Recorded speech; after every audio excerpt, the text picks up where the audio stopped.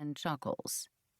The assumption became that, although he officially listed South Dakota as his place of residence, he probably did so for similar reasons. Lots of other people were doing the same thing these days, to save on taxes. When RV womenfolk got together over coffee, Charlie's name came up often enough because they couldn't figure him out.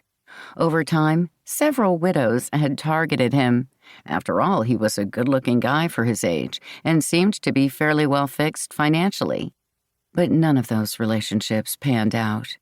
It wasn't a matter of whether or not they were his type. Charlie simply wasn't interested. That gave rise to another whole kind of gossip.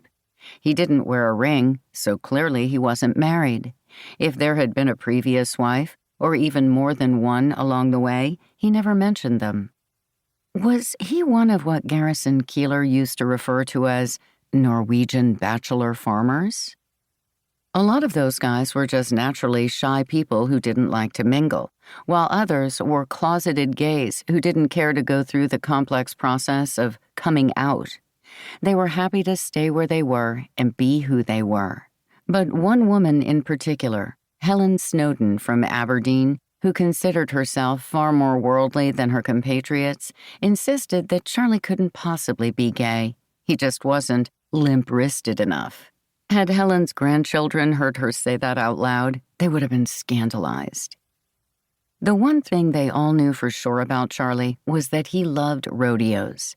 Other than wearing a Stetson, he didn't dress like a cowboy or act like a cowboy, so that was a bit puzzling.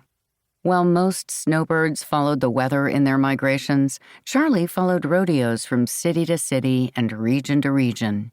He attended professional competitions and collegiate ones, too. Since he never discussed having any kids or grandkids who might be participating, that was also mystifying.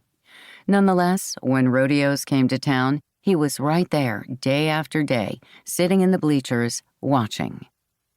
And that was how things stood in the RV ranks for a very long time. Then, on an April day, when mugshots of Charlie's face were suddenly on TV newscasts all over the country, no one was more surprised than his former friends and neighbors. They all recognized Charlie's face all right, but not his name, Ronald J. Addison. But the thing none of them could believe was that the stories were true. How is it possible that such an unassuming, totally forgettable man, someone they had all known on a first-name basis, had just been unmasked as a serial killer? Initially, all of Charlie's former friends and associates were in complete denial. Surely law enforcement was mistaken. How could someone so ordinary be so evil? But when the grieving families of his 6 victims looked at that same mugshot, they saw someone else entirely. They saw the devil incarnate, and they all wanted him dead.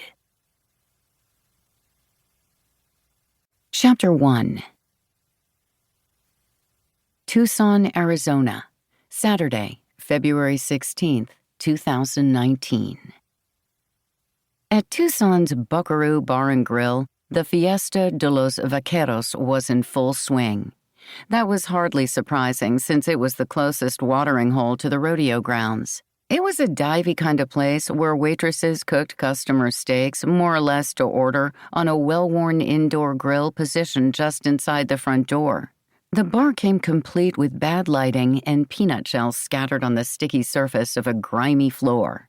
There were plenty of rodeo fans crowding the place, but a goodly number of the guests that night were rodeo participants.